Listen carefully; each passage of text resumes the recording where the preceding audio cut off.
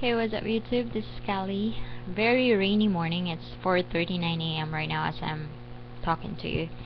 This video is in response with the message of Lindsay314. So she said, "Hey, I love your videos. I was wondering if you would be able to tell me how to pronounce or make a video for Don't Forget Me, I Love You. Huwag kalimutan ako, mahal kita." Is this a good translation? I know mahal kita is correct, but I am unsure about the first part. I am leaving for school and I want to say this to my Filipino friend before I go. He would be really surprised. Thank you so much for your time. I really appreciate it, Lindsay.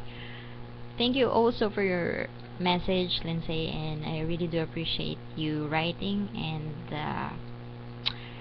actually, you're correct. Mahal kita, I love you is mahal kita. But when you say, don't forget me, huwag kalimutan ako, that's correct. However, it's not the usual way we say it. Usually, we say, huwag mo akong kalimutan. So that's, huwag mo akong kalimutan, mahal kita.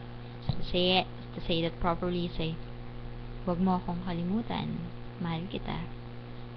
So I hope you get it. Thank you very much, Lindsay, and bye-bye.